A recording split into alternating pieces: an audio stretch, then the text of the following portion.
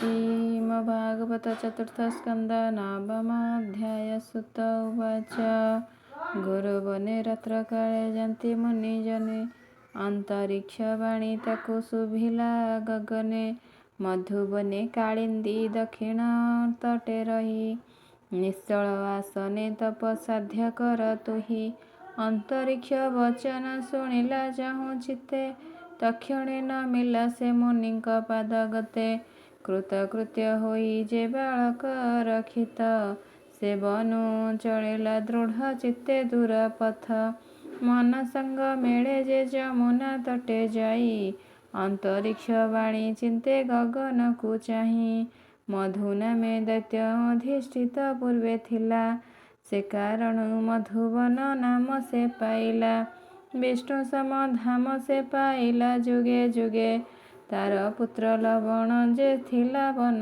भागे शत्रुघ्न रूपे ताकु मारी चक्रधर ग्राम बसाइले नाम मथुरा नगर सर्व पाप हरई जमुना जले जही तार तीरे बसिले निश्चले ध्रुव जाई मुनिଙ୍କର ଉପଦେଶ ସୁମରେ ନିଶ୍ଚଳେ ଯମୁନାର ତୀରେ ସେ କଦମ୍ବ ତରୁ ତଳେ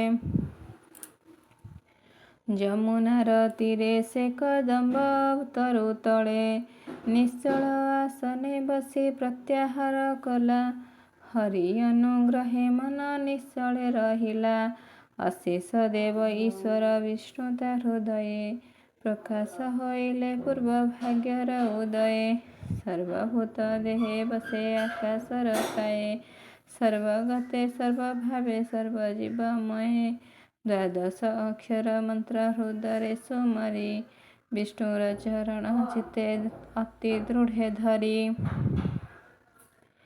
ମନେ ବିଚାର ଇଏ ଆସନେ କାର୍ଯ୍ୟ ନାହିଁ ଊର୍ଦ୍ଧ୍ୱମୁଖେ ଊର୍ଦ୍ଧ୍ୱବାହୁ ତପସାଧି ବଇଁ ଏମନ୍ତ ବିଚାରି ସେ ଆସନ ଉତୁରିଲା ଦକ୍ଷିଣ ଚରଣ ସେ ମେଦିନୀ ପୃଷ୍ଠେ ଦେଲା ସମସ୍ତ ଧରିତ୍ରୀ କମ୍ପେ ଧ୍ରୁବ ପାଦ ଭରେ ବନଗିରି ଜଳଧି ସହିତେ ଯା ଶରୀରେ ବାମ ପାଦ ଭରେ ଊର୍ଦ୍ଧ୍ୱେ ନମିଲା ଧରଣୀ ପୁଣି ଧ୍ରୁବ ଦ୍ୱିତୀୟ ଚରଣ ସ୍ଥାପେ ଆଣି ବାମ ପାଦ ଅଙ୍ଗୁଷ୍ଠି ଅଗ୍ରରେ ଭାର ଦେଇ ବାମ ଜାନୁ ଉପରେ ଦକ୍ଷିଣ ପାଦ ଥୋଇ ପାଦ ଅଙ୍ଗୁଷ୍ଠିରେ ଧ୍ରୁବ ନିଶ୍ଚଳେ ରହିଲା ଧ୍ରୁବର ଚରଣ ଭାରେ ଅବନୀ କମ୍ପିଲା ପର୍ବତ ଆଦି ଯେ ବନ ଜଳଧି ସହିତେ କମ୍ପଇ ଧରଣୀ ରମ୍ଭା ବୃକ୍ଷ ଯେହ୍ନେ ବାତେ ଦଶ ଦିଶ କମ୍ପିଲେ ଦିଗପାଳେ ବିଚାରିଲେ ଧ୍ରୁବର ତପସ୍ୟା ଉଚ୍ଚ ଫଳେ ତେବେ ନିଜ ଅଧିକାରେ ରହିବୁ ସକଳେ ଯଦ୍ୟପି ଏହାର ତପ ରହିବ ନିଶ୍ଚଳେ ଚତୁର୍ଦଶ ଲୋକ ଯାହିଁ ଏହାରେ କମ୍ପିଲେ ଧ୍ରୁବ ତପ ଭଗ୍ନ ଜୀବ କି ଉପାୟ କଲେ ମହାଘୋର ତପ କରୁ ସୁନୀତିର ବାଳେ ଦେବଙ୍କର ମାନସ କମ୍ପିଲା ଅନ୍ତରାଳେ ଯମ ଆଦି ଦେବଗଣ ପରମ ଆକୁଳେ ଇନ୍ଦ୍ରର ସଙ୍ଗତେ ବସି ଭାଳିଲେ ସକଳେ ଏମନ୍ତ ବିଚାରି ଦେବେ ରହିଲେ ଚକିତେ ଧ୍ରୁବର ନିଶ୍ଚଳ ତପ ବିଷ୍ଣୁପାଦ ଗତେ ପରମ ବ୍ରହ୍ମ ନାମୟ ବାସୁଦେବ ଯନ୍ତ୍ରେ ଆଗମ ନିଗମ ପଥ ଯଥାତନ୍ତ୍ର ମନ୍ତ୍ରେ ବାସୁଦେବ ପ୍ରାୟ ସେ ଯେ ଜଗତ ଦେଖଇ ଉନ୍ମିଳ ଲୋଚନେ ଧ୍ରୁବ ପରାଭବ ସହି ସର୍ବଘଟ ସର୍ବଭାବେ ଦେଖେ ହରି ରୂପ ସର୍ବଦିଗେ ଅନଳ ପବନ ସର୍ବଘଟ ବନଗିରି କନ୍ଦରେ ଯେତେକ ପଶୁ ଯୂଥ ବରୁଣ ଭୁବନେ ଜଳ ଜନ୍ତୁ ଯେ ସମସ୍ତ ଅଶ୍ୱଗଜ ସହିତେ ରାଜନପୁରେ ଯେତେ ବିଷ୍ଣୁର ସ୍ୱରୂପେ ରୂପ ଦେଖଇ ସମସ୍ତେ ପାତାଳେ ଅନନ୍ତ ରୂପ ଗଗନେ ଅନନ୍ତ ଏକ ରୂପେ ରୂପ ଭେଦ କେ କରିବ ଅନ୍ତ ଜୀବଙ୍କର ଦେହେ ନିତ୍ୟ ଯେ ଦେବ ବସନ୍ତି ତାର ନିଜ ଦେହରେ ଦେବଙ୍କର ବସତି ବିଶ୍ୱବ୍ୟାପୀ ଧାତାର ଗୋଚର ଅର୍ଥେ ଯେହୁ ଏଣୁ ବ୍ୟାପୀ ଅଛିଦ୍ର ମହିମା କେହୁ କହୁ ଏହି ଅର୍ଥେ ମନ ଯାର ବିଷ୍ଣୁ ଉଚ୍ଚାରନ୍ତି। ସର୍ବଭୂତେ ରହିଛନ୍ତି କେହି ନ ଜାଣନ୍ତି। ସର୍ବଜନ୍ତୁର୍ହୃଦଗତେ ରବିପ୍ରାୟେ ଦିଶେ। ଇନ୍ଦ୍ରିୟଙ୍କ ଈଶ୍ୱର ଯେ ହୃଷିକେଶେ ଘୋଷେ। ଯାହାର ଯେ ଭକ୍ତଜନ ପ୍ରଳୟେ ନ ମିଶେ। ଏଣୁ ଏ ଅଚ୍ୟୁତ ନାମ ସର୍ବଦେବେ ଘୋଷେ। ଚରାଚର ବିଶ୍ୱଭାବ ହୋଇ ସେ ବିନାଶ। ଏଣୁ ବିଶ୍ୱଭାବ ନାମ ସର୍ବ ଉପଦେଶେ। ଧ୍ରୁବର ଲୋଚନ ବିଷ୍ଣୁ ପାଦେ ଲୀନ ଗଲା। କର୍ଣ୍ଣଯୁଗ ବିଷ୍ଣୁର ସପଦେ ଆଶ୍ରୟ କଲା। ବଚନ ରହିଲା ବିଷ୍ଣୁ ଚରିତ ବର୍ଣ୍ଣନେ। ବିଷ୍ଣୁପାଦ ପଦ୍ମ ଗନ୍ଧ ନାସରନ୍ଧ୍ର ଜାଣେ। ହସ୍ତ ବେନି ସେ ଭାବେ ଯେ ହୋଇଲେ ଅର୍ପିତ। ପାଦ ବେନି ଗୋବିନ୍ଦ ଭୁବନେ ଉପଗତ। କର୍ମେନ୍ଦ୍ରିୟ ରସିଲା ପରମ ବ୍ରହ୍ମ ରସେ। ଶୀତ ଘର୍ମ ନ ଲାଗିଲା ବିଷ୍ଣୁ ଉପଦେଶେ। ସର୍ବସ୍ପର୍ଶ ରସରୂପ ଗନ୍ଧ ଆଜି ଯେତେ। ବିଷ୍ଣୁର ଚରଣେ ଲୀନ ହୋଇଲେ ସମସ୍ତେ। ବାକ୍ୟ ପାଣି ପାଦ ଲିଙ୍ଗ ମୂଳାଧାର ଆଦି। ନିଶ୍ଚଳେ ରହିଲା ଧ୍ରୁବ ଯୋଗରେ ସନ୍ନିଧି। ତୋର ଘୋର ତପ ଯେ ତାର ଘୋର ତପ ତେଜେ ସର୍ବତପ ଲୀନ। ଅଗ୍ନି ସୁଧାକର ବାୟୁ ଆକାଶ ତପନ। ଧ୍ରୁବର ତପରେ ଧରା ହୁଏ ରସାଗତ। ତପଯଜ୍ଞ ସରାସନେ ଉଦିତ ସମସ୍ତ। ନିର୍ମଳ ଶୀତଳ ସ୍ୱାଦ ରସ ଯେ ବହନ୍ତି। ସୁଗୁପ୍ତେ ସମୀର ବହେ ଶବ୍ଦ ଦ୍ୱାରେ ଚିନ୍ତି। ଯେତେ ରୂପ ଗୁଣ ଯେତେ ସୁନ୍ଦର ତ୍ରୈଲୋକ୍ୟେ। ସର୍ବଲୀନ ହୋଇଲେ ସୁନୀତି ପୁତ୍ର ପାଖେ। ସମୀର ବହଇ ଯେ ଧ୍ରୁବର ଦେହେ ଲାଗି। ସେ ବାୟୁର ସ୍ପର୍ଶେ ସର୍ବଦିଗ ସୁଖ ଭାଗି। ଅଶେଷ ଶବଦ ଘେନି ଗଗନେ ନିଶ୍ଚଳେ। ଆଶ୍ରୟ କରି ରହିଲେ ଧ୍ରୁବର କର୍ଣ୍ଣମୂଳେ। ଧ୍ରୁବର ତପ ଦେଖି ଯେ ପବନ ବିଚାରଇ। ମୋର ଲୋକ ତପ ବଳେ ସଂଘରିବ ଏହି। ଏହାର ତପସ୍ୟା ବଳେ ମୋହି କ୍ଷମ ନୁହେଁ। ଏଣୁ କରି ଧ୍ରୁବ ଅଙ୍ଗେ ଶୀତ ଉଷ୍ଣେ ରହେ। ଅପସରା ଗଣେ ଚାହିଁ ପାରିବୁ ସମାଧି। ଏହିପରି ଭାବନା ସେ କରଇ ଆରାଧି। କାମ କ୍ରୋଧ ଅଛନ୍ତି ଯେ ଆମ୍ଭରି ସଙ୍ଗତେ। କେହି ନ ପାରିବେ ପଶି ଏ ବାଳକ ଚିତ୍ତେ। ଏମନ୍ତେ ସମସ୍ତ ଦେବ ଇନ୍ଦ୍ର ମୁଖ ଚାହିଁ। କହନ୍ତି ସମ୍ଭ୍ରମ ଚିତ୍ତେ ଶିରେ କର ଦେଇ। କି ବୁଦ୍ଧି କରିବା ଏବେ ଶୁଣ ଦେବରାୟ। ଧ୍ରୁବର ତପସ୍ୟା ଭଗ୍ନେ କି ଅଛି ଉପାୟ। ମୁହୂର୍ତ୍ତେ ରହିଲା ଇନ୍ଦ୍ର ଦେବ ବାକ୍ୟ ଶୁଣି। ତପ ଭଗ୍ନ ନିମନ୍ତେ ଉପାୟ ମନେ ଗୁଣି। ବୋଇଲେ ସ୍ୱଭାବେ ବାଳକ ଦେହ ଧରି। ଭୟଙ୍କର ଭୂତଗଣ ଦେଖିୟ ବାଡ଼ରେ। ଭୟଙ୍କର ରୂପ ଦେଖି ବାଳକେ ଡରନ୍ତି। ଅନ୍ୟ କିଛି ପ୍ରକାରେ ଏହାର ନାହିଁ ଭ୍ରାନ୍ତି। ଆସୁରୀ ମାୟାରେ ଯେବେ ଭଗ୍ନ କରିପାର। ନିଶ୍ଚିନ୍ତେ ଭୁଞ୍ଜିବ ତୁମ୍ଭେ ଯେଝା ଅଧିକାର। ଅନ୍ୟଥା ଉପାୟ ନାହିଁ ସେ ତପର ଭଗ୍ନେ। ଧ୍ରୁବର ତପସ୍ୟା ଯେବେ ଭଗ୍ନ ପ୍ରୟୋଜନେ। ଇନ୍ଦ୍ରର ସଙ୍ଗତେ ଦେବେ ମନ୍ତ ବିଚାରି। ଭୂତଗଣେ ଧାଇଁଲେ ଭୀଷଣ ରୂପ ଧରି।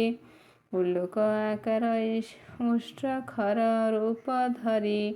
ଲମ୍ବଗ୍ରୀବ ଶିରୋଧବ ବଦନ ବିସ୍ତାରି। ଭୁଜ ଦଣ୍ଡାଘାତେ ତରୁ ଭଗ୍ନ ଯେ କରନ୍ତି। ଅତି ବେଗବନ୍ତେ ଧ୍ରୁବ ନିକଟେ ମିଳନ୍ତି। ବୃଷଭ ଆକାର ତୀକ୍ଷ୍ଣ ଶୃଙ୍ଗେ ଭୂବିଦାରି। ମନୋଜବେ ଧାବନ୍ତି ଉନ୍ମତ୍ତ ରୂପ ଧରି। ସର୍ବ ରୂପ ଧରି ଫଣା ଉଭାରନ୍ତି ବଳେ। ବେନି କଳେ ବେନି ଜିହ୍ୱା ବିଜୁଳି ଚଞ୍ଚଳେ। ଉଦ୍ଗାରନ୍ତି ବିଷକଣା ଜଳବୃଷ୍ଟି ପ୍ରାୟେ। ଏ ରୂପେ ଧ୍ରୁବ ସମୀପେ ମିଳିଲେ ଥୋକାଏ। ହବିଷ ଆକାରେ ଗିରି ଶୃଙ୍ଗ ଅଗ୍ରେ ଧରି। ଓପାଡ଼ନ୍ତେ କୋପ ଭରେ ଲାଙ୍ଗୁଳ ଉଭାରି। ଭୂତଗଣ ଧାବନ୍ତି ବିସ୍ତାରି ମହାକାୟ। ବେନିପାଦ ଦିଶଇ ବେନିପାଦ ଦିଶଇ ଗର୍ଜୁର ବୃକ୍ଷ ପ୍ରାୟ ମୁଖ ବିସ୍ତାରନ୍ତି କିବା ଭକ୍ଷିବେ ଗଗନ ନାସା ଅଗ୍ରେ ବହଇ ଅଣଚାଷ ପବନ ଉଲୋକ ଆକାରେ ପୁଣି ଫୁଫୁନାଦ କରି ହୃଦୟ କମ୍ପନେ ଧ୍ରୁବ ନିକଟରେ ମିଳେ ଯକ୍ଷିଣୀ ମିଳିଲା ଯେ ହୁଙ୍କାର ନାଦ କରି ରୋଦନ କରି ଶିଶୁ ବେନିପାଦ ଧରି ରୋଦନ କରଇ ଶିଶୁ ବେନିପାଦ ଧରି ଧ୍ରୁବର ନିକଟେ ଅତି କୋପେ ସେ ମିଳିଲା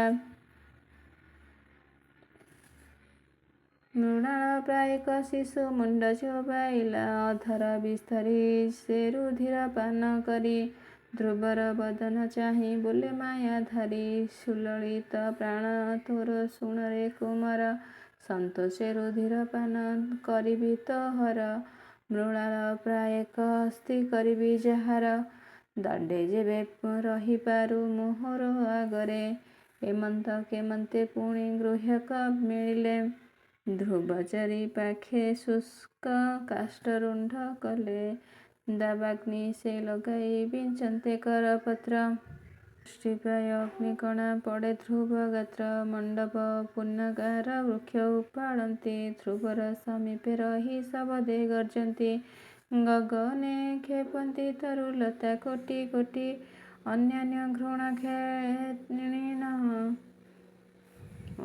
ଘୃଣ କ୍ଷେଣୀନ ଧାମନ୍ତି ତରାଟି ଶତ ଶତ ଶୃଙ୍ଗାଳ ଶବତ ଶୁଭେ ଶୂନ୍ୟେ ଧ୍ରୁବ ପାଶେ ମିଳନ୍ତି ସେ କୁପିତ ବଦନେ ପୁଣି ଏକ ରାକ୍ଷସୀ ସୁନୀତି ରୂପ ଧରି ଧ୍ରୁବର ସମୀପେ ବସେ ମାତ୍ର ମାୟା କରି ହାହା ପୁତ୍ର ବୋଲିବେନି କର ହୃଦେ ତାଡ଼ି କେଶବାସ ଅସମ୍ଭାଳ ପୁଣ ପୁଣ ପଡ଼ି ବହୁ ମାୟା ବିନିମିତ ଚାଟୁ ବାକ୍ୟେ କହେ ଜନନୀ ବାଳକ ମଧ୍ୟେ କେହୁ ବା ତା ସହେ ଅତ୍ୟନ୍ତ କାରୁଣ୍ୟ ପୁତ୍ର ସ୍ନେହେ ସେ ରୋଦନ୍ତି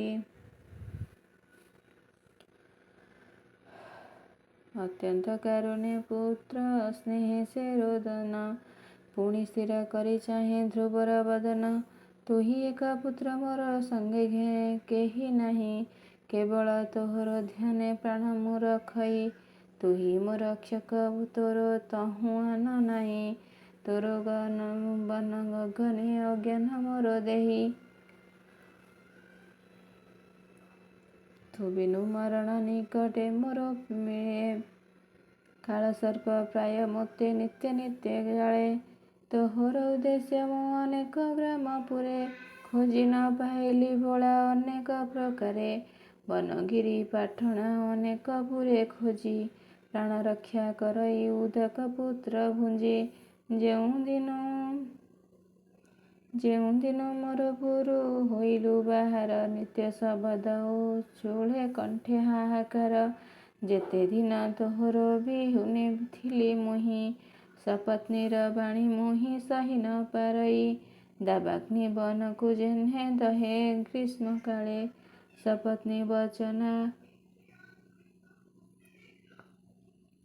ସପତ୍ନୀ ବଚନା ନଳ ଦହେ ଅତି ବଳେ ନିଦ୍ରା ଉଜାଗର ମୁହିଁ ନ ଜାଣଇ କିଛି ଶୟନ ଭୋଜନ ମାନ ନ କରଇ କିଛି ତପର ଯୋଗିନୀ ଯୋଗ ପ୍ରାୟ କରି ଧ୍ୟାନ ସ୍ୱପ୍ନରେ ହିଁ ନ ଦେଖଇ ତୋହର ବଦନ ମୁହିଁ ପ୍ରତିକ୍ଷଣେ ଦେଖି ତୋର ମୁଖ ଧ୍ୟାନେ ମୋର ସବେନି ଆଖି ଅନେକ ପ୍ରକାରେ ମାତୃବଚନ ହିଁ ଶୁଣି ସମାଧି ସଂଯୋଗେ ଧ୍ରୁବ ମନେ ମନେ ଗୁଣି ବିଚାରଇ ଜନନୀ ଏରୁ ନୁହଇ ମୋହର ସର୍ବଥା ଜାଣଇ ଅସୁରୀ ମାୟା ଘୋର ହେମନ୍ତ ବିଚାରି ମନ ନିଶ୍ଚଳେ ରହିଲା ରଖେ ଗୋବିନ୍ଦ ବୋଲି ଶରଣ ପଶିଲା ହେମନ୍ତ ଅସୁରୀ ମାୟା ଇନ୍ଦ୍ରର ବଚନ ଯେତେ ମାୟା ପ୍ରକାଶିଲେ ଧ୍ରୁବ ସନ୍ନି ଧ୍ୟାନ ଧ୍ରୁବ ତପ ଭଙ୍ଗେ କେହି ସମର୍ଥ ନୋହିଲେ ବିଷ୍ଣୁ ଚକ୍ର ତେଜ ଧ୍ରୁବ ନିକଟେ ଦେଖିଲେ ସକଳ ଭାଜିଲେ ତେଜ ଦେଖି ଧ୍ରୁବ ଦେହେ ନିଶି ଅନ୍ଧକାର ସ୍ନେହେ ତପନ ଉଦୟେ सर्वभूत बल ध्रुव चरणे न मिले। व्यर्थ मनोरथे निज मंदिरे मिले। इंद्र आदि दिगपाले भूतगण भग्ने। पुणी विचारती बसी विघ्न अनुमाने। विचारी न पारी दुख मने देवगण। शरण पशिले जाई ब्रह्मार चरणे। पितामह चरणे न मिले देवगण। देखि ब्रह्मा पचारिले आगम कारण। धातार वचन शुणी शिरे कर जोड़ी। देवगण कहती चरण तले पड़ी। उत्तान पादर पुत्र ध्रुव तप तेजे। धरणी कंपिला गिरी समुद्र समेते। आम्भे रही न पारिलु पवन मंडले। तार तपे कंपिले सकल दिगपाले। त्रैलोक्य सकले केही न पारिलु रही। न जाणु काहार पद मने से बांछई। हेमंत वचन से देवंका मुखु शुणी। ऊर्ध्वमुखे क्षणके कहिले कुश पाणी। ध्रुव तप देखि किंपा भाळ देवगण। हरसे कहती ध्रुव तपर कारण। ब्रह्मोवाच